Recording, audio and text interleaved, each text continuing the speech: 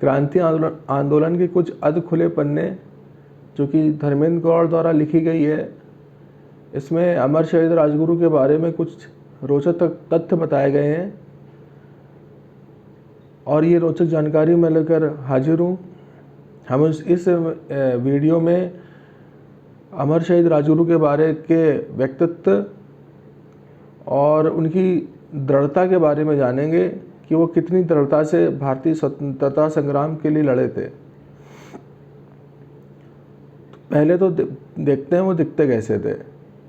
ढीले डाले खाकी नेकर के ऊपर आधी आस्तीन की सफ़ेद कमीज, सिर पर छोटे छोटे बालों को करीने से ढकती हुई किश्ती नुमा टोपी, साधारण सा डील डॉल, सांवला रंग, आकर्षण रहित लंबा चेहरा और पिछले गालों पर उभरी हड्डियाँ।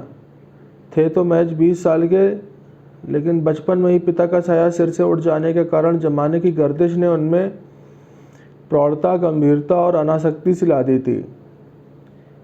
लगातार घंटों सोने की खास आदत थी। बोलते बहुत कम थे। कुल मिलाकर यही तो व्यक्तित्व था अमर शहीद राजगुरु का, जिन्होंने भारतीय स्वतंत्रता संग्राम में मराठों के गौरवपूर्ण इतिहास को चिर स्मरणीय बना दिया था। उस जमाने में राजगुरु बनारस के स्कूल में ड्रिल मास्टर थे। अखाड़े में कुश्ती लड़ने और फरी गतका चलाने का उन्हें बेहद शौक था। भगत सिंह से खूब पटती थी। अक्सर कहा भी करते थे कि तेरा साथ अंत समय तक नहीं छोड़ने वाला, और उन्होंने अपने वचन की पूरी रक्षा भी की। एक बार चंद्रशेखर आज़ाद ने भगत सिंह, राजगुरु और शिव वर्मा को गोरखपुर भेजा था सरकारी खजाने की टो लेने के लिए। तो किसी होटल या धर्मशाला में अगर रुकते तो पकड़े जाते, तो उसमें रुकने की सख्त ममानियत थी। ममानियत मतलब मनाही थी। उसके बाद जब इन्होंने कोई एक दुकान किराए पर ली, दुकान में कोई कमरा रुकने के लिए किराए पर लिया, तो उस दुकान वाले ने ये कह दिया कि दुकान के पिछले हिस्से में पड़ा उसका पुराना दौराना सामान ज्यों का त्यों रहेगा, और टाट का पर्दा टांग कर केवल आगे का भाग ही इस्तेमाल करना होगा। तो ये लोग राजी हो गए, क्योंकि कभी कलेक्ट्री कचहरी में ट्रेजरी ऑफिस के चक्कर लगाते, तो कभी इंपीरियल बैंक के, और जाड़े के दिन थे तो थके मांगे जा के सो जाते थे। जो शिव वर्मा थे उनकी नींद बहुत कच्ची थी, और ये जो राजगुरु थे ये बहुत गहरी नींद सोते थे। कोई फ़र्क नहीं पड़ता था इनको, कितना भी उठा लो उठते नहीं थे। तो एक बार की बात है, आधी रात का समय रहा होगा, अचानक शिव वर्मा की नींद टूटी। सांप के फुफकारने जैसा स्वर सुनाई दिया उन्हें। तुरंत चौकन्ने हुए, बगल में रखी टार्च उठाकर जलाई, इधर उधर नजर दौड़ाई तो देखा कि राजगुरु के सिरहाने एक काला नाग फन फैलाए फुफकार रहा है। तुरंत बगल में लेटे भगत सिंह को जगाकर राजगुरु के सिर पर मंडराती हुई मौत से उन्होंने अवगत कराया। भगत सिंह ने राजगुरु को उठाना चाहा, लेकिन उन्हें होश कहाँ, चैन से खराटे भर रहे थे। भगत सिंह ने फौरन राजगुरु के दोनों पैर पकड़कर नीचे घसीटे और बोले, जल्दी उठ, सांप है तेरे सिरहाने। तो राजगुरु ने उत्तर दिया कि छोड़ो, मुझे सोने दो, और करवट बदलकर फिर सो गए। तभी विषधर रेंगता हुआ दुकान के पिछले हिस्से में गायब हो गया। फिर इन दोनों को नींद नहीं आई, शिव वर्मा को और भगत सिंह को, लेकिन राजगुरु सोते रहे। अब इसके बाद अब जाने का समय आ गया। बनारस वापस जा रहे थे। तो उस समय भगत सिंह के एक दोस्त थे जो कि टेक्निकल स्कूल में पढ़ते थे। धर्मशाला बाजार के, गोरखपुर में ही धर्मशाला बाजार के एक निकट टेक्निकल स्कूल था, उसमें पढ़ते थे। हलदर वाजपेयी नाम के मित्र थे भगत सिंह के। तो वो उनसे मिलने गए। तो राजगुरु ने साफ कह दिया कि मैं इस चक्कर में नहीं पड़ता, प्लेटफॉर्म पुल के नीचे समय पर मिल जाऊंगा, वहीं आकर ढूंढ लेना। जब लौटे भगत सिंह आज़ाद और शिव वर्मा लौटे तो उन्हें कहीं नहीं मिले। हर जगह ढूंढ डाला, वेटिंग रूम और बाथरूम सभी कुछ देख डाला, कहीं नहीं मिले। तो फिर बनारस की ट्रेन में बैठ के वापस आ गए। जब बनारस आ गए तब वहाँ भी राजगुरु नहीं। अब दूसरी गाड़ी की बेसब्री से आने की प्रतीक्षा करने लगे। अब राजगुरु आए दूसरे दिन, अगले दिन तो बरस पड़े बेभाव, परदेश में मुझे अकेला छोड़कर चले आए। अभी ने सोचा कि लौटने के लिए पैसे भी हैं मेरे पास या नहीं, देख लूँगा दोनों को। कहते कहते लंबा कंबल घसीटा और लंबी तान कर सो गए। तमाम रात पलकों में जो गुजरी थी। नींद खुलने पर राजगुरु का गुस्सा शांत हुआ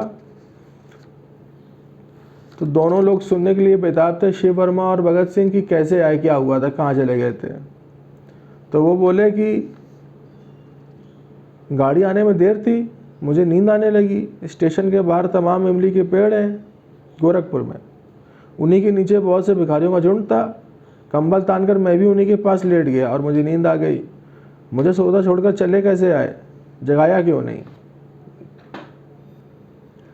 एक बार की बात है कि सन 1974 की बात है, जब धर्मेंद्र गौड़ से मिलने हिंदुस्तान सोशलिस्ट रिपब्लिकन आर्मी की कार्यकर्ती श्रीमती सुशीला आज़ाद बम्बई से गोरखपुर आई थी मुझसे भेंट करने के लिए। धर्मेंद्र गौड़ लिख रहे हैं, शहीद आजम चंद्रशेखर आज़ाद की शहादत के सिलसिले में उन्होंने कुछ विशेष जानकारी हासिल करनी थी। तो बातचीत में एक दिल दहलाने वाली घटना सामने आई। क्रांतिकारियों ने आगरा शहर में एक अदद मकान किराए पर ले रखा था, तो वहीं पर उनकी गुप्त सभाएं होती थी। सन 1928 की बात है। एक दिन भैया यानी कि चंद्रशेखर आज़ाद साथियों को पुलिस टार्चर पर विस्तार पूर्वक समझा रहे थे। गिरफ्त में आए क्रांतिकारियों पर सीआईडी और पुलिस वाले कैसे कैसे जुर्म ढाते हैं, यातनाएं इस कदर देते हैं कि बड़े से बड़ा सहनशील व्यक्ति भी सब कुछ उगल कर रख दे।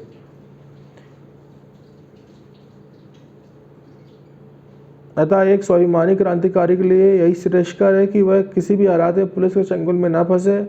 फिर भी यदि बचाव का कोई रास्ता नजर ना आए तो दुश्मन के साथ डटकर मोर्चा लेते हुए अपने प्राणों की आहुति तो दे ही सकता है। तो दल का एक नियम यह भी था कि सभी सदस्य बारी बारी से घरेलू काम काज निपटाते रहते थे। उस दिन खाना बनाने की बारी राजगुरु की थी। तो शहीद राजगुरु ने ये सब बातें सुनी। तो वो खाना जब बना रहे थे तो उन्होंने शमसी जो थी